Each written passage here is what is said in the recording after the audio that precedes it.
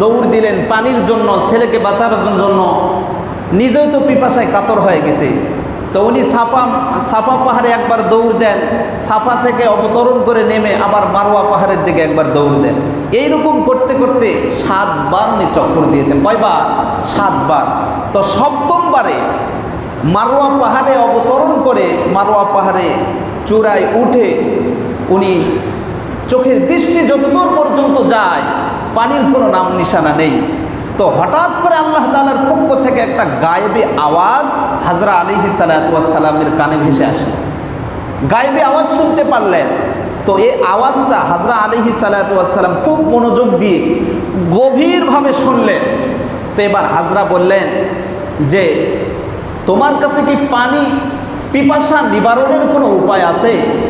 আমার বাচ্চা পিপাসার কারণে কাতর হয়ে গেছে, মনে হয় ইন্তেকাল করবে, মারা যাবে। এই কথা বলতে বলতে হযরত আলাইহিস সালাতু ওয়াস সালাম যেহেতু একটা আওয়াজ শুনতে পারলেন, উনি মারওয়া পাহাড় থেকে নেমে ওই জমজম কূপের নিকটে হাঁটি হাঁটি পা পা করে হযরত আলাইহিস সালাতু ওয়াস সালাম ওখানে চলে গেলেন। ওখানে গিয়ে হযরত আলাইহিস সালাতু ওয়াস সালাম দেখলেন মানুষরূপী এক ফেরেশতাকে উনি ওখানে দেখতে পেলেন। সুবহানাল্লাহ, সুবহানাল্লাহ পড়েন, সুবহানাল্লাহ। তো ফেরেশতাকে দেখলেন, ওই ফেরেশতা তার পায়ের গোড়ালি, এই পায়ের গোড়ালি আছে না, পায়ের গোড়ালি দিয়ে জমিনে আঘাত করা মাত্র জমিন ফেটে ঝর্ণার মতন পানি প্রবাহিত হওয়া শুরু করলো। সুবহানাল্লাহ। তো সর্বপ্রথম এই যে পানি তার বাচ্চাকে উনি পান করালেন। সুবহানাল্লাহ। এরপর হযরত আলাইহিস সালাতু ওয়াস সালাম নিজে উনি পানি পান করলেন। পানি পান করে উনি কৃতজ্ঞতা প্রকাশ করলেন, আল্লাহ তাআলার প্রশংসা করলেন, আল্লাহ তাআলার কাছে শুকরিয়া আদায় করলেন। এরপরে জিবরিল আমিন ফেরেশতা সান্ত্বনার সুরে হযরত আলাইহিস সালাতু ওয়াস সালামকে বললেন যে এখানে মরে যাওয়ার আশঙ্কা করার কোনো দরকার তোমাদের নেই। আল্লাহ পাক রব্বুল আলামিন এই যে জমজম কূপের নিকটে কাবা শরীফ, বাইতুল্লাহ শরীফ রয়েছে, এই কাবা শরীফ, বাইতুল্লাহ শরীফকে নির্মাণ করবে এই শিশু এবং তার পিতা পয়গম্বর ইব্রাহিম খলিল। সুবহানাল্লাহ। এই কথা জিবরিল আমিন হাজরাকে সান্ত্বনার সুরে বললেন যে আল্লাহ পাক রব্বুল আলামিন এই ঘরের নির্মাতাকে কোনোদিন আল্লাহ তাআলা ধ্বংস করবেন না। এভাবেই পয়গম্বর ইসমাঈল আলাইহিস সালাতু ওয়াস সালাম সেই মক্কা নগরীতে জনমানবহীন এলাকা, যেখানে মানুষের কোনো নাম নিশানা নেই, ওখানেই ধীরে ধীরে ধীরে ধীরে ধীরে ধীরে উনি বড় হইতে লাগলেন। সুবহানাল্লাহ। পয়গম্বর ইব্রাহিম খলিল মাঝে মধ্যে সিরিয়া থেকে উনি মক্কা নগরীতে যাইতেন ছেলেকে দেখার জন্য। ছেলেকে মাঝে মধ্যে দেখার জন্য উনি ওই মক্কা নগরীতে যাইতেন। তো ছেলেকে দেখে মাঝে মধ্যে আবার তিনি ফিরে আসতেন। এভাবে যাতায়াত করতে করতে এক সময় ছেলে বড় হয়ে উঠল। তো ছেলের প্রতি পয়গম্বর ইব্রাহিম খলিলের দিলটা জুড়ে যেন মহব্বত আর ভালোবাসার আগুনে যেন দাউ দাউ করে জ্বলতে লাগলো। অর্থাৎ তার দিলের ভিতরে পুরা কলবটা ভরে যেন পয়গম্বর ইসমাঈলের প্রতি তার মহব্বত আর ভালোবাসা। সুবহানাল্লাহ। কেনই বা ভালোবাসবেন না? 86 বছর বয়সে পয়গম্বর ইব্রাহিম আল্লাহ তাআলার কাছে দোয়া করেছেন, রব্বি হাবলি মিনাস সলিহিন। কত বছর বয়সে? 86 বছর বয়সে। কেউ যদি 20 বছর বয়সে যদি বিয়ে করার পর 80, 85, 90 বছরের মাথায় যদি একটা সন্তানের যদি বাবা হন, আপনারা বলেন তো নিজের বিবেক থেকে কেমন খুশি হবে? কেমন খুশি হবে? খুশির কোনো ইন্তেহা নাই। সে খুশি প্রকাশ করতে পারবে না যে এতদিন আমার সন্তান আল্লাহ আমাকে দেয় নাই, হঠাৎ করে আল্লাহ আমার ঘরে একটা পুত্র সন্তান দান করেছেন। উনি খুশিতে উনি যে কয় কেজি মিষ্টি বিতরণ করবে এটা যার হবে সে বুঝতে পারবে। সুবহানাল্লাহ। সম্মানিত উপস্থিতি, পয়গম্বর ইব্রাহিম খলিলকে আল্লাহ তাআলা 86 বছর বয়সে দোয়া করলেন। আল্লাহ তাআলা ফাবাশশারনাহু বিগুলামিন হালিম, আল্লাহ তাআলা সহনশীল একটা পুত্র সন্তানের সুসংবাদ পয়গম্বর ইব্রাহিম খলিলকে আল্লাহ তাআলা জানায় দিলেন। সুবহানাল্লাহ। তো পয়গম্বর ইব্রাহিম খলিল পুত্র ইসমাঈলকে কেনই মহব্বত করবেন না? পয়গম্বর ইব্রাহিম খলিল আলাইহিস সালাতু ওয়াস সালাম পুত্র ইসমাঈলকে কেনই বা মহব্বত করবেন না, যে সন্তানের ভিতরে এতগুলো মহব্বত আর ভালোবাসার আলামত পাওয়া যায়? বৃদ্ধ বয়সে 86 বছর বয়সে দোয়া করেছেন, আল্লাহ পাক রব্বুল আলামিনের কাছে আল্লাহ দোয়া কবুল করে নিয়েছেন। অনেক ধৈর্য সবরের পরে আল্লাহ তাআলা একটা সন্তান পয়গম্বর ইব্রাহিম খলিলকে আল্লাহ তাআলা দান করেছেন। অনুরূপভাবে যেই সন্তানটা হলো নিখুঁত, সর্বাঙ্গ নিখুঁত, স্বাস্থ্যবান চেহারার অধিকারী, সুন্দর নুরানি চেহারা বিশিষ্ট একজন সন্তান, যেই সন্তানের দিকে নজর করলে দেখা যায় সন্তান হলো আদব আখলাক পিতামাতার ফরমাবরদারি সন্তান, যেই সন্তানের ভিতরে লক্ষ্য করলে দেখা যায় ভবিষ্যতে নবী হওয়ার সমস্ত আলামতগুলো বিদ্যমান মওজুদ, এতগুলো গুণের অধিকারী, এতগুলো গুণ যার ভিতরে সমাহার, সেই সন্তানকে পিতা কি পরিমাণ মহব্বত করতে পারে, ভালোবাসতে পারে। মুসলমান বন্ধুরা রে আমার, পয়গম্বর ইব্রাহিম খলিল সন্তানকে অত্যন্ত মহব্বত করতেন, ভালোবাসতেন, দিল থেকে যেন তার দিলটা ভরেই যেন ইসমাইলের প্রতি তার মহব্বত ছিল। হঠাৎ করে একদিন তিনি স্বপ্নে দেখেন আল্লাহ পাক রব্বুল আলামিন পয়গম্বর ইব্রাহিম খলিলকে আল্লাহ পাক রব্বুল আলামিন স্বপ্নের মধ্যে আল্লাহ তাআলা তাকে দেখায় দিলেন, তোমার পুত্রকে ইসমাইলকে কোরবানি করার নির্দেশ আল্লাহ তাআলা পয়গম্বর ইব্রাহিমকে আল্লাহ তাআলা জানায় দিলেন। অর্থাৎ পয়গম্বর ইব্রাহিম খলিল উনি স্বপ্নের মধ্যে দেখতেছে যে আমি আমার সন্তানের গলায় ছুরি চালাচ্ছি। কি চালাচ্ছে? ছুরি চালাচ্ছে। তো ওই দিনটা ছিল জিলহজ মাসের 8 তারিখ। কয় তারিখ ছিল? জিলহজ মাসের 8 তারিখ ছিল। সকালবেলা ঘুম থেকে উঠে উনি চিন্তায় বিভোর হয়ে পড়লেন, এই স্বপ্ন কোথায় থেকে আসলো? এটাকে আসলে আল্লাহ পাক রব্বুল আলামিনের পক্ষ থেকে এই স্বপ্ন নাকি শয়তানের পক্ষ থেকে এই স্বপ্ন আমাকে দেখানো হয়েছে? উনি যেন চিন্তায় বিভোর হয়ে পড়লেন। একই স্বপ্ন পরের রাত্রিতে পয়গম্বর ইব্রাহিম খলিল আবার এই হুবাহু একই স্বপ্ন উনি দেখলেন। আল্লাহ তাআলা স্বপ্নের মধ্যে জানা দিলেন, তোমার প্রিয় বস্তুকে কোরবানি করো। এই স্বপ্ন যখন দেখলেন উনি এবার স্পষ্ট হলেন, আর সন্দেহ দিলের ভিতরে থাকলো না। উনি চিন্তা করলেন, এই স্বপ্ন কোনো শয়তানের পক্ষ থেকে এই স্বপ্ন আমাকে দেখানো হয় নাই, এই স্বপ্ন সত্যই আল্লাহ পাক রব্বুল আলামিনের পক্ষ থেকেই হয়েছে। সুবহানাল্লাহ। পয়গম্বর ইব্রাহিম খলিল এবার স্পষ্ট হয়ে গেলেন যে এটা কোনো শয়তানের পক্ষ থেকে নয়, এটা হয়তো আল্লাহ পাক রব্বুল আলামিনের পক্ষ থেকেই হয়েছে। এবার সন্তানকে এবার স্পষ্ট বললেন যে রশি নাও আর ছুরি নাও। কি নাও? রশি আর ছুরি নাও, চলো আমরা ওই মক্কার পদদেশে, মিনারের পর্বতের পদদেশে আমরা খড়ি কাটতে যাব। কি কাটতে যাব? খড়ি কাটতে যাব। এ কথা বলে পয়গম্বর ইসমাইল আলাইহিস সালাতু ওয়াস সালাম রশি নিলেন আর ছুরি নিলেন, নিয়ে পয়গম্বর ইব্রাহিমের সঙ্গে, কথাগুলো মনোযোগ দিয়ে শোনেন, পয়গম্বর ইব্রাহিমের সঙ্গে ইসমাইল রশি আর ছুরি নিয়ে পিছে পিছে পয়গম্বর ইব্রাহিমের সঙ্গে রওনা দিলেন। তো এই দিকে মানুষের সবচাইতে শত্রুকে বলেন তো? কে? শয়তান। মাশাআল্লাহ, মানুষের সবচাইতে বড় শত্রু হলো শয়তান। শয়তান চিন্তা করলো যে আমি যদি এই সুযোগে হাজরা আলাইহিস সালামকে যদি আমি পথ ভ্রষ্ট করতে না পারি, তাহলে তার সন্তানদেরকে কখনোই আমি আর পথ ভ্রষ্ট করতে পারবো না। এই সুযোগে শয়তান চিন্তা করলো, উনি এক সাধু মানুষের আকৃতি ধারণ করে সর্বপ্রথম অনেক লম্বা চওড়া ইতিহাস, আমি মূল খোলাসাটা এখান থেকে বের করেছি। পয়গম্বর ইব্রাহিম আলাইহিস সালাতু ওয়াস সালাম এই যে কোরবানির ওয়াকিয়া, কোরবানির ঘটনা বিভিন্ন বক্তা, বিভিন্ন ওয়াইজিনে কেরাম বিভিন্নভাবে ব্যক্ত করেন, ঠিক কিনা? তবে মূল যেগুলো কোনো বানাউট কোনো কাহিনী নয়, বিশুদ্ধ তফসিরের কিতাব থেকে এই ঘটনাগুলো নেওয়া হয়েছে। সম্মানিত উপস্থিতি, যে কথা আমি বলতেছিলাম, তো এবার শয়তান সাধু মানুষের আকৃতি ধারণ করে এবার উনি চিন্তা করলো, সর্বপ্রথম হাজরা আলাইহিস সালাতু ওয়াস সালামের নিকটে গিয়ে হাজরাকে বলল, তুমি কি জানো তোমার সন্তানকে তোমার স্বামী কোথায় নিয়ে চলছে, কোথায় নিয়ে যাচ্ছে? তো বলো কেন? তাকে মক্কার পাদদেশে পিতা পুত্র খড়ি কাটার জন্য যাচ্ছে। কয় না, বিষয়টা এমন নয়, আল্লাহর কসম করে বলতেছি, তোমার সন্তানকে জবাই করে ফেলবে। কি করে ফেলবে? জবাই করে ফেলবে। তো হাজরা আলাইহিস সালাতু ওয়াস সালাম বললেন, না, এটা তো কখনোই হতে পারে না। কারণ হলো ইব্রাহিম আলাইহিস সালাতু ওয়াস সালামের দিলের ভিতরে ইসমাইলের প্রতি যেই পরিমাণ মহব্বত, যেই পরিমাণ ভালোবাসা, যেই পরিমাণ আদর আর সোহাগ করতেন, আদরের জিনিসকে কিভাবে সে জবাই করে? হাজরা আলাইহিস সালাতু ওয়াস সালাম এই কথা বললেন, আদরের জিনিসকে কিভাবে জবাই করে? তো এবার শয়তান বলল, তার প্রভু নাকি তাকে নির্দেশ করেছে, ইব্রাহিমে খলিলকে আদেশ করেছে জবাই করার কথা।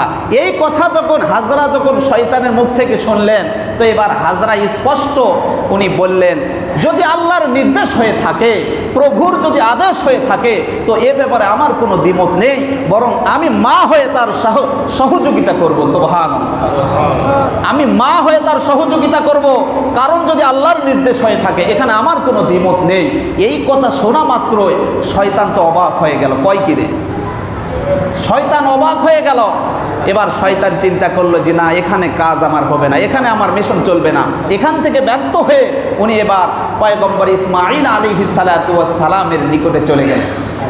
এর রাস্তার মধ্যে ঘটনা চলতেছে। কোথায়? রাস্তার মধ্যে। পয়গম্বর ইব্রাহিম তো সামনে, ইসমাইল পিছে পিছে। এই সুযোগে শয়তান তিনজনকে ধোঁকা দিয়েছিলেন। এবার ইসমাইলের নিকটে চলে গেলেন। তো বলল, হে বৎস, হে সন্তান, তুমি কি জানো তোমার আব্বা তোমাকে কোথায় নিয়ে চলে যাচ্ছে? তো কেন? আমার আব্বা মক্কার পদদেশে আমরা বাপ বেটা খড়ি কাটার জন্য যাচ্ছি। তো কই না, এমনটি নয়, কসম করে বলতেছি, তোমার পিতার পিছ থেকে তুমি দ্রুত বেগে পালায়া চলে যাও, তোমার পিতা তোমাকে মক্কার পাদদেশে নিয়ে তোমাকে জবাই করে ফেলবে। শয়তান এই কথা ইসমাইলকে বললেন। তো এবার ইসমাইল আলাইহিস সালাতু ওয়াস সালাম বললেন, কারণ কি, কেন জবাই করবে, আমার অপরাধ কি? শয়তান বলল, তার প্রভুর নির্দেশ, তার প্রভুর নির্দেশ নাকি হুকুম করেছে তোমাকে জবাই করার জন্য। এই কথা শোনা মাত্র ইসমাইল পয়গম্বর আলাইহিস সালাতু ওয়াস সালাম শয়তানকে বলল, যদি প্রভুর নির্দেশ হয়ে থাকে, প্রভুর যদি আদেশ হয়ে থাকে, তাহলে এখানে তো আমারও কোনো দ্বিমত নেই। কারণ হলো হাজার হাজার মানুষের মধ্যে আল্লাহ যে আমার মতো নগণ্য এক মানুষকে কোরবানির জন্য কবুল করেছেন, এটা আমার জন্য সৌভাগ্য ছাড়া আর কিছুই না। এই কথা তখন পুত্র ইসমাইলের জবান থেকে যখন শয়তান শুনল, উনি চিন্তা করলো ছোট বালকের মুখ থেকে আমি কি শুনলাম, উনি যেন অবাক হয়ে গেল। এবার শয়তান চিন্তা করলো এখানেও আমার মিশন কাজ করলো না। এবার শয়তান দ্রুত বেগে পয়গম্বর ইব্রাহিম খলিলের নিকটে একজন সাধু মানুষের আকৃতি ধারণ করে পয়গম্বর ইব্রাহিমের নিকটে গিয়ে বলল, জনাব শোনো, কোথায় তুমি চলছো? পয়গম্বর ইসমাইলের নিকটে কিন্তু ব্যর্থ হলেন। কি হলেন? ব্যর্থ হলেন। এবার চিন্তা করলেন কোথায় যাওয়া যায়। এবার সর্বশেষ মিশন, সর্বশেষ ইব্রাহিমকে একটু ধোঁকা দিয়ে দেখি সে কি আসলে পিছপা হয় কিনা। পয়গম্বর ইব্রাহিমকে বললেন, কোথায় চলছেন আপনি? পয়গম্বর ইব্রাহিম বললেন, আমি বিশেষ একটা কাজের জন্য সন্তানকে সঙ্গে করে নিয়ে আমি বিশেষ কাজের জন্য আমি মক্কার পাদদেশে চলছি। এবার শয়তান বলল, জনাব শোনো, তোমাকে যে স্বপ্ন দেখানো হয়েছে এটা আল্লাহর পক্ষ থেকে কোনোদিন স্বপ্ন হতে পারে না। আমি একজন আল্লাহ তাআলার বান্দা, আমি চাই না তুমি ভুল পথে চলে যাও। আর তোমার সন্তানকে তুমি স্বপ্নের মাধ্যম অনুযায়ী যখন কোরবানি করবা, জবাই করে দিবা, এই শোকের কারণে আজীবন তোমাকে কান্না করতে হবে। আমি আল্লাহ তাআলার একজন বান্দা, তোমাকে শুধরানোর জন্য এসেছি, কখনোই আপনি এই কাজ করবেন না। মুসলমান বন্ধুরা রে আমার, পয়গম্বর ইব্রাহিমে খলিল তো একজন নবী, উনি ইলমে নববীর মাধ্যমে উনি বুঝতে পারলেন, জানতে পারলেন এটা কোনো মানুষ নয়, এটা হলো শয়তান। উনি অভিশপ্ত শয়তানকে দূর করে দিলেন, ভাগায় দিলেন। এরপর উনি বললেন, এটা আল্লাহ পাক রব্বুল আলামিনের নির্দেশ, হুকুম, আমি তোমার কথা শুনতে চাই না। এবার পয়গম্বর ইব্রাহিমে খলিল এবার সন্তানকে তাড়া দিলেন, দিয়ে আল্লাহ পাক রব্বুল আলামিনের সান্নিধ্যে সন্তানকে নিয়ে তিনি সামনের দিকে অগ্রসর হলেন। সুবহানাল্লাহ, সামনের দিকে অগ্রসর হলেন। শয়তান 3 জায়গায় ধোঁকা দিয়েছে, কোথায় কোনো সফলতা অর্জন করতে পারে নাই। তো এবার পয়গম্বর ইব্রাহিমে খলিল আলাইহিস সালাতু ওয়াস সালাম পুত্র ইসমাইলকে সঙ্গে করে নিয়ে যখন সেই মিনার পর্বতের পাদদেশে যখন রওনা করলেন, তো এবার কোরআনে কারীমের বিবরণ, কোরআনে কারীমে আল্লাহ তাআলা পয়গম্বর ইব্রাহিম আর ইসমাইলের এই যে ওয়াকিয়া সুন্দরভাবে আল্লাহ তাআলা এভাবে বর্ণনা করেছেন। যখন আল্লাহ পাক রব্বুল আলামিনের হুকুমে ফালাম্মা বালাগা মাআহুস সা'য়া, যখন পয়গম্বর ইব্রাহিমের সঙ্গে যখন পুত্র ইসমাইল যখন চলাফেরা করার মতন বয়সে যখন উপনীত হলেন, যখন বালেগ হলেন, একটু বড়সড় হলেন, আল্লাহ পাক রব্বুল আলামিনের হুকুমের কথাটা পয়গম্বর ইব্রাহিমে খলিল এবার সন্তানকে স্পষ্টভাবে বললেন। কি বললেন? ক্বালা ইয়া বুনাইয়া ইন্নী আরা ফিল মানামি আন্নী আযবাহুকা ফানজুর মাযা তারা। পয়গম্বর ইব্রাহিমে খলিল ইসমাইলকে বললেন, হে বৎস, হে পুত্রধন, ইন্নী আরা ফিল মানাম, আমি স্বপ্নে দেখলাম, আন্নী আযবাহুকা, আমি তোমাকে জবাই করতেছি, ফানজুর মাযা তারা, তোমার মতামত কি, তোমার থিওরি কি, তোমার পরামর্শ কি, তুমি বিবেচনা করে দেখো। মুসলমান বন্ধুরা রে আমার, এই কথা কে কাক বললেন? পয়গম্বর ইব্রাহিম, অর্থাৎ পুত্র ছেলেকে এই কথা বললেন যে আমি স্বপ্নে দেখলাম, তোমার মতামত কি, আমি তোমাকে জবাই করতেছি, তুমি এখন কি করতে চাও? সন্তানকে পিতা স্পষ্টভাবে আল্লাহর সেই হুকুমটা জানায় দিলেন। তো এখানে একটা প্রশ্ন হতে পারে যে পয়গম্বর ইব্রাহিমে খলিল স্বপ্নের কথাটা বাড়িতে না বলে, কথাটা ভালো করে বোঝেন, স্বপ্নের কথাটা বাড়িতে না বলে নির্জন মক্কার পাদদেশে জনমানবহীন নির্জন স্থানে গিয়ে কেন বললেন? বাড়িতেও তো বলতে পারতেন যে আল্লাহর হুকুম তোমাকে জবাই করান। এখানে বাড়িতে স্বপ্নের কথাটা ব্যক্ত না করে ওই জনমানবহীন মক্কার পাদদেশে ওখানে গিয়ে সন্তানকে কথা বলার উদ্দেশ্য কী? ওলামায়ে কেরাম লিখছেন, এর উত্তর হলো যে পয়গম্বর ইব্রাহিমকে যখন আল্লাহ তাআলা যখন খাফের মধ্যে স্বপ্নের মধ্যে যখন এই হুকুম দিয়ে দিয়েছেন, তো পয়গম্বর ইব্রাহিম নিজে নিজেই সন্তানকে বলার দরকার নাই, উনি নিজে নিজে সিদ্ধান্ত নিয়ে নিছেন তার পুত্রকে উনি জবাই করবেন। সুবহান, উনি ওনার পুত্রকে উনি কি জবাই করবেন।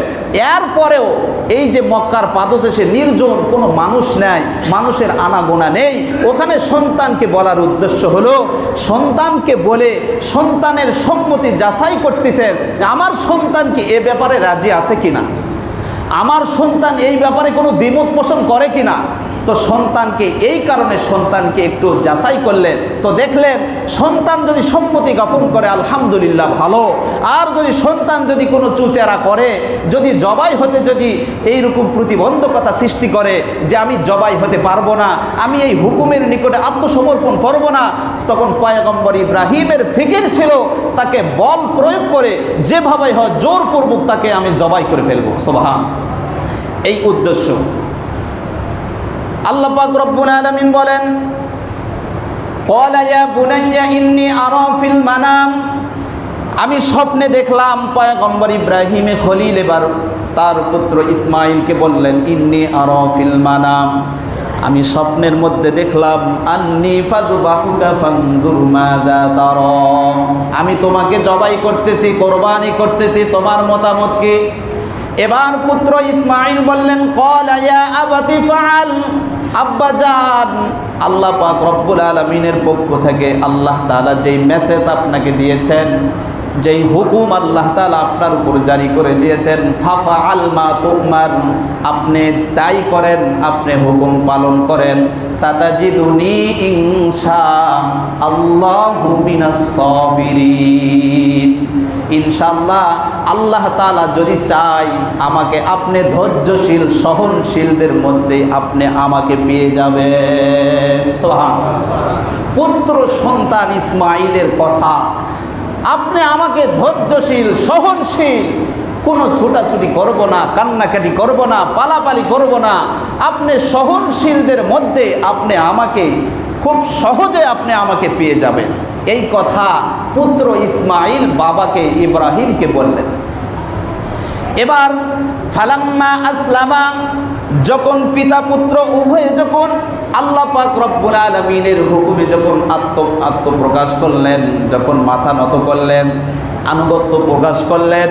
ইমাম বগবী রাদিয়াল্লাহু তাআলা আনহু এখানে বর্ণনা করেছেন, সেই সময় যখন পয়গম্বর ইব্রাহিমে খলিল ইসমাইলকে জবাই করবে, ওয়া তাল্লাহু লিল জাবিন, তাকে কাঁধ করে উপর করে শোয়া যখন জবাই করবেন, ছুরি চালাবেন, সেই মুহূর্তে পয়গম্বর ইসমাইল পুত্র বাবাকে 5টি ওসিয়ত করলো। আব্বাজান, 1 নাম্বার ওসিয়ত হলো, শোনেন, আপনি যেহেতু আমাকে জবাই করবেন, কোরবানি করবেন, আল্লাহর ওয়ার্ডার, আল্লাহর হুকুম, তবে কয়েকটি ওসিয়ত বাবা আমার পক্ষ থেকে তোমাকে। 1 নাম্বার হলো, আমার 2টা হাত 2টা পা রশি দিয়ে মজবুত করে আপনি বেঁধে নিবেন।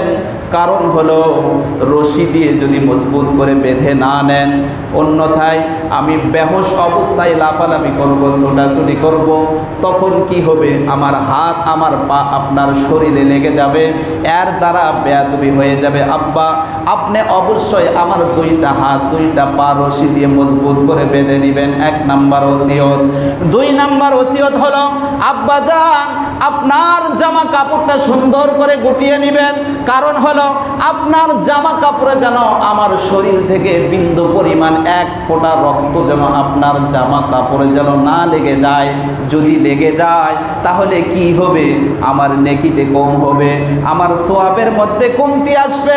বিধায় আপনার জামা কাপড় সুন্দর করে আপনি গুটিয়ে নেবেন। আব্বাজান 2 নাম্বার ওসিয়ত। 3 নাম্বার ওসিয়ত হলো, আব্বাজান শোনেন, আপনি যেই ছুরি দিয়ে আমাকে জবাই করবেন, এই ছুরিটা এত মজবুত করে সুন্দরভাবে আপনি ধার দিয়ে নেবেন, আর যখন আমার গলাতে যখন ছুরি চালাবেন, খুব শক্ত করে মজবুত করে ছুরিটা চালায় দিবেন। আর যখন আমার প্রাণবায়ু বের হয়ে যাবে, আর আমি শুনেছি মৃত্যুর যন্ত্রণার চাইতে পৃথিবীতে আর কোনো যন্ত্রণা হতে পারে না। আব্বা জান, আপনি ছুরিটা সুন্দর করে ধার দিয়ে নেবেন, আর এই ছুরি দিয়ে যখন আমাকে আমার গলাতে যখন পোঁছ দিবেন, খুব শক্ত করে আপনি ছুরিটা চালাবেন, যাতে করে খুবই তাড়াতাড়ি দ্রুত যেন আমার প্রাণবায়ুটা বের হয়ে চলে যায়।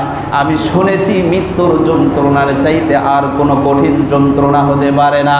3 নাম্বার ওসিয়ত। 4 নাম্বার ওসিয়ত, আব্বাজান, যদি আপনি কষ্ট মনে না করেন, যদি আপনি কষ্ট দিলের ভিতরে না নেন, আমি যখন বাড়ি থেকে বিদায়, আমি যখন বাড়ি থেকে আপনার উদ্দেশ্যে যখন আমি রওনা দেই, আমার শেষ বিদায়, আমার শেষ সালামটুকু আমার আম্মাজানকে আমি দিতে পারি নাই। মেহেরবানি করে আমার শেষ সালামটুকু আপনি আমার আম্মাজানকে পৌঁছায়া দিবেন। সুবহানাল্লাহ। ছোট্ট শিশু পুত্র ইসমাইল পিতাকে এইরকমভাবে ওসিয়ত করতেছে, আমি যখন বাড়ি থেকে চলে আসি, আমার শেষ বিদায়টুকু আমি আমার আম্মাজানের কাছ থেকে নিতে পারি নাই।